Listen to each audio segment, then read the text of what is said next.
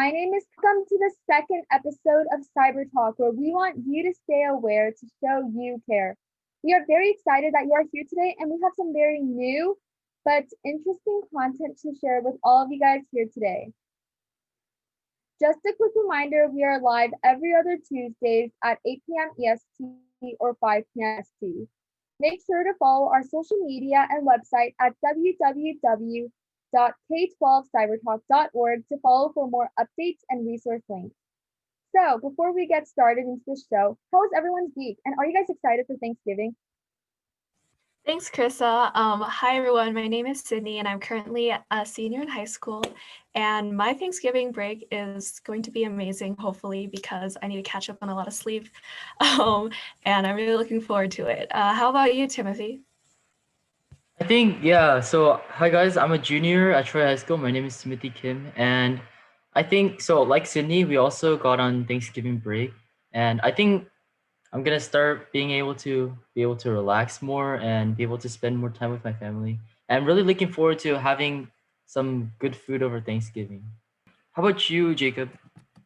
Hi, so my name is Jacob and I'm a senior in high school.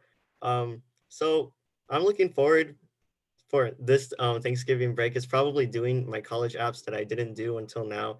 I did my UC apps like legit like 30 minutes before this show. So yeah, it's been going pretty well. But it's been a pretty slow week. I had cyber practice today, but yeah, it's been going all right. What about you, Anusha? Hi, I'm Anisha, and I'm a freshman in high school. But yeah, I'm really excited for this break because I feel like it just lets me let off from school and gives me a break and also prepare for finals week that's coming up in about 2 weeks. So yeah, what about you, Deja? So my week has actually been pretty good considering we just started break. I like it a lot because I get to sleep in now when usually I have to wake up really, really early, and then it's just school at the top and pajamas at the bottom. So now I can take my time to actually get dressed and start my day. What about you, Sky?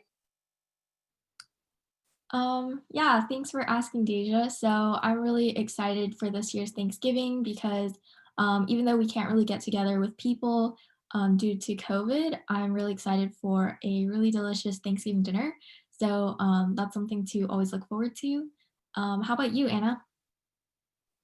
Hi, my name is Anna. I am a senior in high school, and like everyone said, I am very grateful for Thanksgiving break.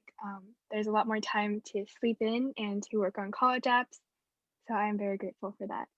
And what about you, Bethany? Hi, I'm Bethany, and I'm also a senior in high school. And I, like everyone else, am ready for Thanksgiving break so I can get caught up on a lot of work. Does anyone have any fun Thanksgiving traditions?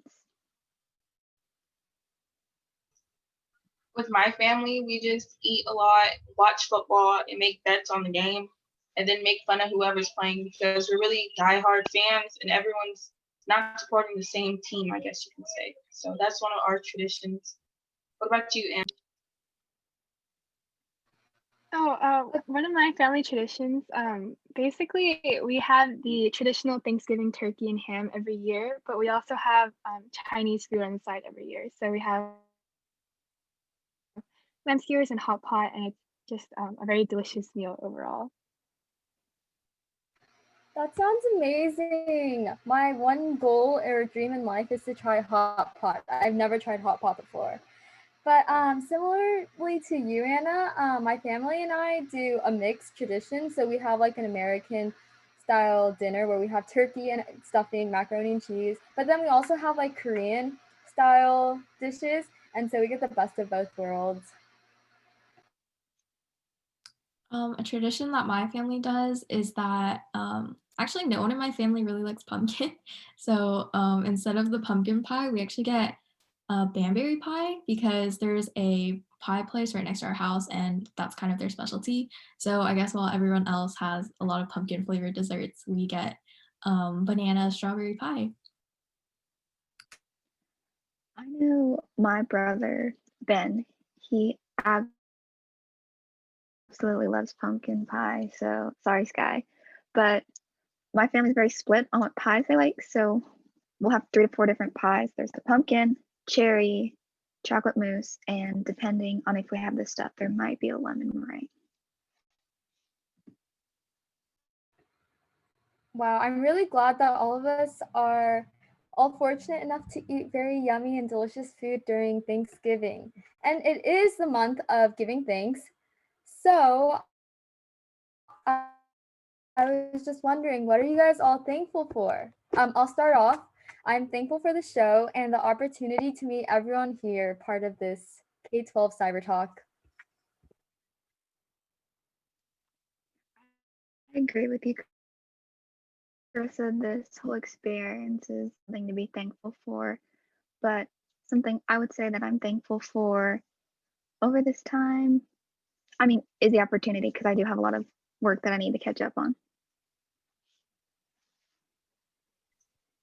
Something that I'm thankful for is meeting everyone on the show and having a wonderful opportunity to expand friendships. But something more traditional, I would say, is that my family and friends are safe. No one has had COVID that I know of, but everyone's been safe and sound in our homes. Something that I'm thankful for, like everyone said, I'm really excited about this show and about meeting everybody here. And I guess something a little bit more casual is that it's the season for Starbucks holiday drinks. So it's something that I really look forward to every year. The red holiday cups just put me in the right spirit. And the drink that I recommend if you haven't had a Starbucks holiday drink is the white chocolate toasted mocha latte. So I highly recommend that you go out and try one while you can.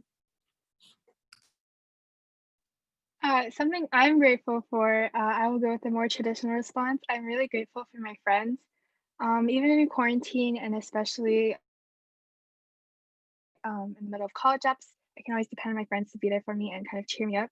And yeah, so I'm very grateful. And I'm also very grateful for the cast on the show. It was really fun, or it's been really fun so far getting to work on the show together. So yeah. Cool. So something I'm thankful for is probably my teachers. They put up with a lot of things, and especially me. I'm pretty incompetent, so it's pretty cool that they're still nice to me and they try to help me in any way that they can. But yeah, they've always been that constant in my life. I know I can always rely on them when I need some. But yeah. I'm really thankful for all of our viewers watching the show right now. Thank you for watching. And we produce this content all for you. I'm also thankful for our teachers as well, adapting to the current times and making sure that they can still educate us even if we are online. An untraditional thing is my laptop's battery life that never fails me. I'm really grateful for being able to spend more time with my family and being able to do things in this break where things that I love and things that I usually can't do in my free time. So I'm really thankful for that. I'm really thankful for this show, of course, but then I'm also thankful for my family and friends because with this pandemic going on, I feel like it just let me become closer to them more than I was before to that. And then also I'm just thankful for this break because it just like gives the time to rest. And I just wanted to read out from the comments. We have like a supporter, and someone named Adrian said, "I'm not in the cyber group, but I came to support my friend Deja, and I'm thankful for family and friends, and that this meeting is cool." We're all very thankful, the entire cast here. We're all very thankful for you, Adrian, and all the viewers for staying tuned to watch this amazing show. So we're glad you're all here. So this is the month of giving thanks, but I heard that Bethany is giving and providing amazing information about cryptography. So I'll pass on the stand to Bethany. Thank you, Carissa. So for anyone who doesn't know what cryptography is, that is the art of writing or solving code. And there are two different sides to cryptography. You have your encryption, which is where you're taking the message of what you're trying to send and you scramble it up so it's not the original message. And you have to have a key for this to be able to decrypt it, which is just unscrambling the letters to get back to your original message. And cryptography is not something that's just new with computers. it's been around for a long time. We've all heard about sending secret messages. Like in war times when they're tried to send letters, you can't just send a letter with all of your information in it. You have to encode it or encrypt it, send it, and then you have to send your key so that way then your other person can decrypt it. So that way you're not giving information.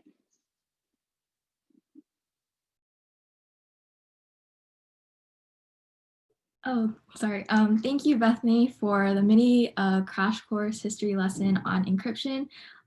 So something that I kind of want to follow up with is how we see encryption, or where we see encryption in our modern day. So I'm pretty sure something that all of our viewers are really familiar with are websites.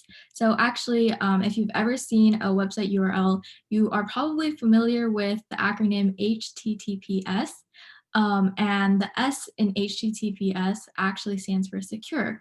And it basically means that the data that's being transmitted over the internet is being encrypted. And this is basically to protect the information and also prevent third parties from accessing it with malicious intent. Another place that is really common that I'm sure many of our viewers have used or are currently using is social media. So apps like Snapchat, Facebook, Instagram, all of those use encryption to protect their user data from or their user privacy and data from third-party sources. And next we have e-currencies. So if you've ever heard of Bitcoin, I know that it was pretty popular in the tech world and on the news for a while.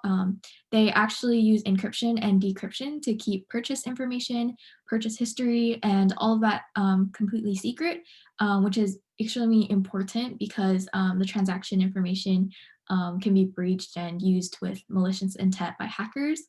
And another place, the last thing that I wanted to talk about was email. So whether you're using Gmail, which I'm sure many of you guys are using, or Yahoo Mail or Hotmail, all of those use encryption so that the messages that are being sent across the internet are secure and that people aren't, I guess, decrypting that message and doing whatever they want with it. So I think it's really interesting how we went from Bethany's history lesson about how they used encryption during wartime to now all over the internet.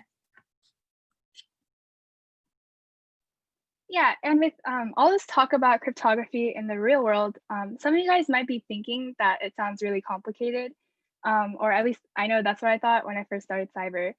But actually, cryptography is something that all of you guys can do as well. So encryption and decryption, which Bethany was talking about earlier, are performed through an algorithm called a cipher. So a cipher is basically like the secret pattern or like a technique that you use to translate your message back and forth.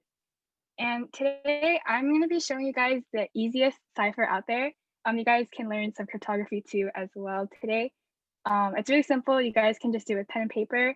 And if you wanted to try sending secret messages to your friends, it would be good to pay attention.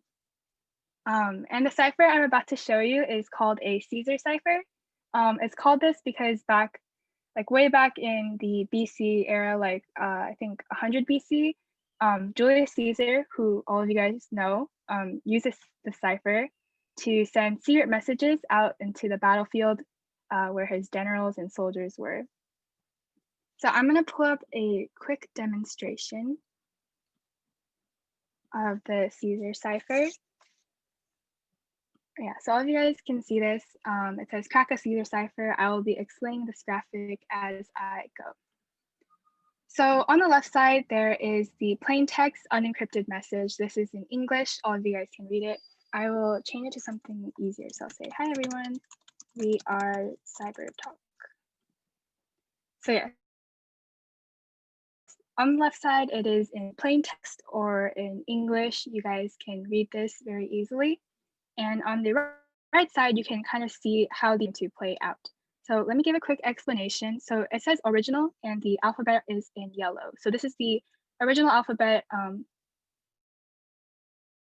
Like it says, hi everyone, we are talk. This is English to a letter underneath. So these letters will be shifted according to the Caesar cipher. And exactly what the Caesar cipher is, it is a cipher that shifts left or right. by a specified amount. So I think it'll be a lot more clear once I show the graphic. But right now, as you can see, the original A maps to the blue A underneath, and it is the same for the rest of the alphabet. However, when I go to the bottom, I can press shift the substitution to the right, and you can see that the blue alphabet shifts over all right one spot. So A originally mapped to A, but now it maps to Z, B maps to A, C maps to B, etc., etc. And I can do this as many times as I want, so the alphabet will shift down to the right, or I can make it go to the left. And you guys can see as I am doing this, the message on the left side does get encrypted, so you can't read it anymore. And yeah, this is actually really simple to do with pen and paper. If you wanted to try it out with your friends, you could write the alphabet on the right side and then just manually count where you want each letter to map to. So yeah, this is a general overview of the Caesar cipher. It's a pretty easy introduction into cryptography. And then just as a recap, messages encrypted with the Caesar cipher are very easy to crack with especially with a computational tool. And then encryption and decryption, which Bethany talked about. The definition for a cipher, which is the generic term for a technique that performs encryption, and then the Caesar cipher. So like I said, the Caesar cipher is a very, very basic cipher. It's kind of like your introductory cipher. And I can link this in the chat below once I stop sharing my screen, and it'll also be on our website afterward. But one more thing I wanted to talk about is an extra resource for you guys. So if you wanted to kind of get into more complex algorithms or ciphers, I recommend this website. So it is called the Black Chamber. It's created by someone called Simon Singh. And basically, once you go to the site, which once again, I will put in the chat, you can see kind of the background on what a black chamber is. So they were secret rooms where countries attempted to kind of encrypt and decrypt messages, like during wars. But the real meat of it, I guess, is in the chamber guide. So if you go to the left, you can click on chamber guide, and you can see all these different kinds of ciphers that you guys could try out. So there's railfence, Latin square, etc., etc. And then earlier we used the Caesar cipher, and you guys can try this out. It's a bit different than the other website, but it's also pretty self-explanatory. There's background for every cipher, and you can even see that a Caesar cipher is within the substitution category. And as you kind of go through the website, you get to more advanced ciphers. And one thing, if you guys are actually interested in learning about cryptography, I would say that the visionary cipher is a good one to learn. It's definitely not the strongest today with such advanced technology. But as it says here, it was a really big breakthrough in the development of cryptography because it was so strong in comparison to previous ciphers. So you guys can read into those. And yeah, so that's your brief overview of cryptography, and I will be linking everything in the chat. Thank you, Anna, for teaching us how to do a Caesar cipher, and Sky and Bethany for teaching us about cryptology a little bit. So now I'm going to go into an interview with Mr. Mark Lepker. Did I say your last name correctly? Perfect. That is awesome. Would you like to introduce yourself to my fellow castmates in the audience? Would love to. And I'm very happy to be here, and thank you very much for asking me to be on your program today. And what you've just talked about is what I've been doing for over 30 years. I spent 43 years in the government, 25 of that with the United States Air Force. And my last assignment was at the National Security Agency, the home of making and breaking codes. So exactly what you talked about is what we do for a living. I then spent another 18 years as an NSA civilian and retired in 2017 from that job and started doing where I'm currently working at the National Cryptologic Museum Foundation. That is a 501c of an organization that supports the National Cryptologic Museum, which is owned and operated by the National Security Agency. And so the foundation supports all their education programs. So that's kind of where I'm coming from. And I really am happy to talk about these topics. And in fact, I put in the chat room our link to our education page. And while we're fresh in our mind about ciphers, on this, I think it is December 2nd, we have one of the original designers of the public key encryption, Whit Diffie. You may have heard of the Diffie-Hellman algorithm. It was back in the 1970s, in the late 70s. Whit Diffie and Mr. Hellman designed the algorithm that does all the public key encryption. And he is going to be our guest speaker, and you can join that talk for free. So if you're really interested in ciphers, you can hear it from the man who created public key encryption. So we invite you to our website, and that's what the museum does. We share exactly what you just shared tonight, the history of cryptography and all different kinds of cryptography. That is awesome. It's nice to meet you again, even though I met you like 30 minutes ago. So before we get into the questions, I have a question myself. So sure. Growing up, every kid has something that they wanted to be. What was it that you wanted to be? Oh, that is a great question. Throughout my basically middle school, high school career, exactly where you folks are, I was in scouting. And in that environment, I got to deal with a lot of model rocketry. And so that's kind of turned into my hobby with the Space Merit Badge that we did in scouting. And even I met John Glenn, and John Glenn actually signed my report from that merit badge. And so I always wanted to be involved with space and the space program. And it turned out that towards the end of my military career, I was with what was called the Strategic Defense Initiative Organization, which is the Star Wars, our missile defense. I started out as a missile launch officer and then ended up in that. So my high school, all my science fairs were about launching rockets. In fact, my senior project was I launched 4 mice and tested the effects of acceleration on mice. And so that was a fun experiment. It sounds fun. Okay, so let's get into the questions now. So can you give us a brief rundown on what the National Cryptologic Museum is? Would love to. The National Cryptologic Museum is the unclassified museum for the National Security Agency. It's in Fort Meade, Maryland, sits right outside the gate of NSA. In that museum are all the artifacts that deal in cryptology that you guys talked about at the start of this program. It's not only the signals intelligence aspect where we collect signals and process that intelligence, but it's also the protection of information, the computer security, the information assurance. Now we call it cybersecurity. It's all the same thing, just a new term for it. So that museum houses all the way back to the Rosetta Stone, which is prehistoric time, and the Caesar cipher is there. So it has all the ancient cipher codes all the way up to modern day computer systems that are now declassified and too slow for us, for the National Security Agency. So we've got Cray computers inside our museum. If you look up Cray, you'll see that these are the mega computers of years past. And so you can go all the way from the Caesar cipher up to our Cray computers. One of the interesting artifacts in the museum, and I guess one of our crown jewels, is a thing called the Enigma machine. You may have seen the movie, The Imitation Game, where it was about how the British provided the machine that helped break the Enigma, which was the German encryption machine.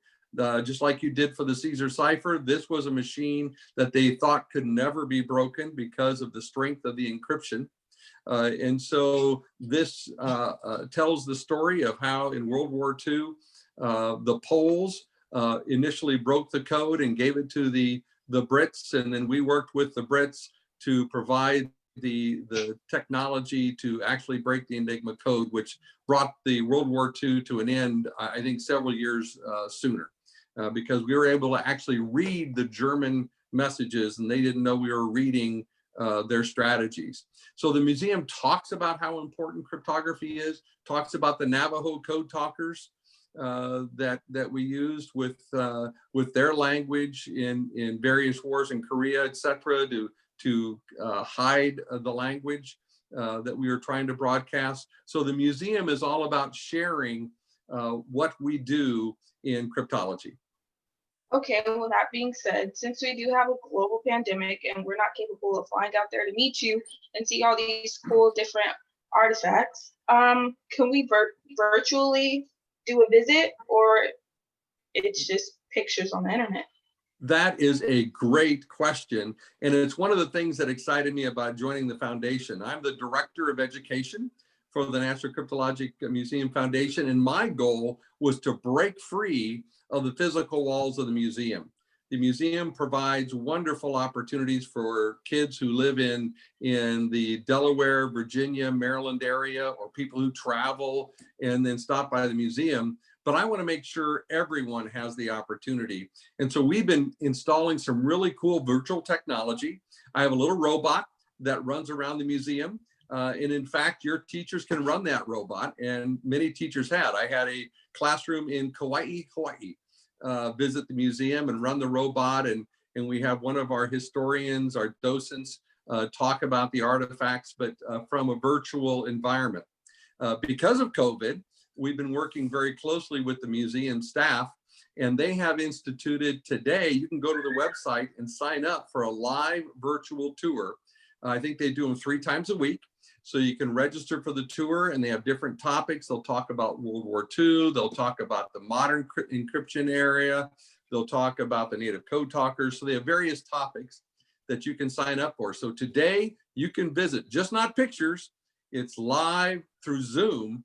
And we have lots of really cool tours. That's awesome. So can you tell us what a normal day in your life looks like being at the museum? Oh, wonderful. Well, I'm going to tell you 2 days. I'm going to tell you a day of somebody who's in cybersecurity, because one of the things we want to interest you kids in, and one of the things that really impresses me about your K12 CyberTalk is the fact that I love your motto, so that people can know. There's so much you can do in cybersecurity, and it's not just sitting behind a computer. It's just not computer science. It's the full spectrum of the educational environment. And I understand your last program, you had Davina in from NICE. NICE has the framework that we all use, the workforce framework, and that describes all the different jobs in cybersecurity. And when you go to cyberseek.org, cyberseek.org, that'll show you where all those jobs are. But when I was back in the National Security Agency and in my military career, and I'll talk about that when I was in the military. When I was over in the European theater, I was the chief of all the information assurance, the computer security, the cyber security for the European theater when we were going into Bosnia in that particular conflict called Joint Endeavor. And so my day was really 7 days a week. I would get up, luckily I lived on post, and so I walked to my office, and we would put together the plans and the procedures for what we needed to do in cybersecurity. We have a thing called communications security, or it's called ComSec. We love our acronyms. And so that communications security provided the encryption that you just talked about for all the radios and the computers and the phones. And our office was the one who made sure all of those keys, the encryption, where you have to send the key to unlock that encryption, we were the ones who sent those keys out forward to the troops. So my day was really working those types of activities. Then another day, I was working, had an opportunity, and this is the neat thing about cybersecurity, there's lots of different jobs. I got the opportunity to be the national co-chairman of a NATO subcommittee that was in charge of information security policy implementation for all of NATO. And so my day looked there of talking with over 26 nations, deciding how to implement policy, developing policy on encryption standards. And when we talk about what is the key, all 26 nations had to decide on the common key that we were going to use. And so it takes a long time to negotiate. It takes a long time to work through those details. And so that day was much different than the day I was working when we were deploying into a combat theater. I was mainly having coffee around a table trying to get people to agree to use a common standard. Then when I was in NSA, one of the opportunities I had was to work again with international partners in a thing called the Common Criteria. That was a process by which we test all the equipment. So your phones, your computers, the routers, the firewalls, the switches, all those electronics have to be tested to make sure they're secure. So we worked with over 31 nations throughout the world to determine what was the standards we were going to use to test those devices, that if I tested it in the United States, somebody in South Korea would use it without having to retest it. If it was tested in Germany by these standards, we could use it in the United States without having to retest it. So the people who made these devices were very happy about that, because they only had to do one test instead of a test in each country. So that day was totally different too. I'd be having Zoom calls at 5 o'clock at night so I could pick up the people in Korea, and at the same time pick up the people in the pub in Great Britain. So totally different days. And that's the fun part of cybersecurity. They're all different. That is awesome. You sound like a pretty sharp around the edges type of guy. I mean, you've done a lot in your years of living. So I want to thank you so much for doing this interview with us. It was very, very nice to meet you. And I think I'm going to pass it back to Carissa. Great.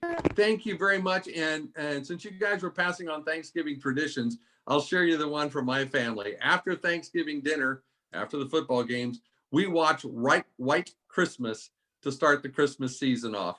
So that's our tradition. We all sit around and watch Bing Crosby and Danny Kaye in White Christmas. That's awesome. Wow, an amazing tradition. Before you leave, Mr. Lepker, we just wanted to open up the questions to the audience. So if anyone in the audience had a question, we'll just wait a couple of seconds. Would love to answer questions. Okay, so we have one question.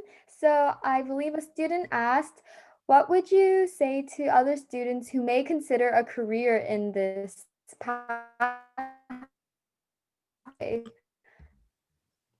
We have another one. Right, I think it would be wonderful. What you need to do right now is exactly participate in this particular club.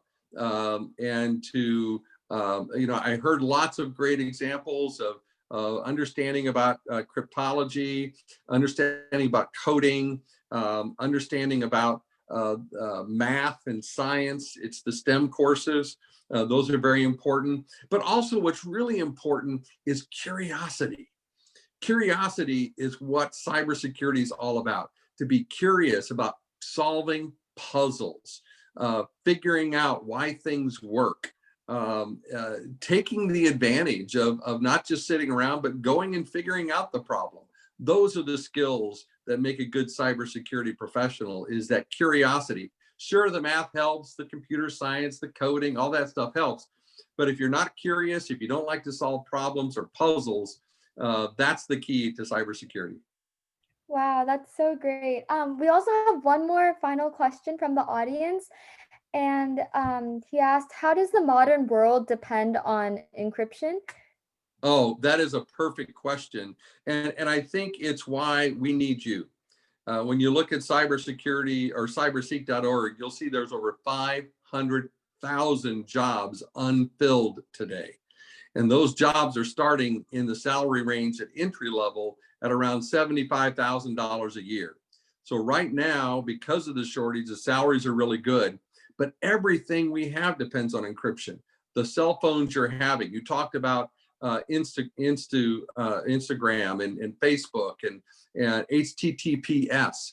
All of that is cybersecurity. There's a thing that we use today that isn't touched by cybersecurity. In fact, your refrigerator is connected to your home network. And unless that refrigerator is protected, it could be an entry point for a bad person to enter your home network without you knowing it. And that's why you need to have people who are designing these devices, what we call Internet of Things, from the adversary perspective. There are people out there who want to take advantage of these technologies, and we have to design them so that we thwart those adversaries from taking advantage. And that is the main job for the future. Wow, that's amazing. We also received one more question. Sorry, you're very popular here. No worries, happy to answer them. Has anyone solved cryptos yet? Has anybody solved what? Cryptos. Oh, cryptos. That's a competition? Because solving cryptos, I mean, cryptos is, cryptography that you talked about is the making and breaking of codes. And so, like the speaker said, the Caesar cipher is a piece of cake to break. What we make with, in fact, our speaker, Whit Diffie, will talk about the complexity of the algorithms that he built and the current algorithms of the current crypto we use today in the unclassified world. And even for some classified stuff, it's called the AES crypto, very difficult to break. And those cryptos are because they're all machine developed, and the key strengths are very long. So those cryptos are very difficult to break. And so that's why your passwords need to be something other than an English word, because cryptos can be broken by even your iPhone can break what we call dictionary passwords. So that's why you want to have very long and difficult passwords, but it can be nonsense words that you can remember, but it shouldn't just be like 1, 2, 3, 4, 5. Unfortunately, we have to wrap up this interview, but this was a fantastic interview. So thank you once again, Mr. Mark Lepker, for joining here on the show. It's quite an honor to have you here. And this is the end of our second show. So we hope you guys all enjoyed it. Our next show will be 2 weeks from tonight on Thursday, December 8th. 8 p.m. EST and 5 p.m. PST, and we'll be talking more about competitions such as cyber-related ones and CTFs, so make sure to stay tuned for that. Also, once again, to keep up with more information, visit www.k12cybertalk.org. Thank you so much for watching, and we hope to catch you guys next time. Stay cyber safe and have a great evening, everyone. We will make sure to post the recording on YouTube later this week. Goodbye.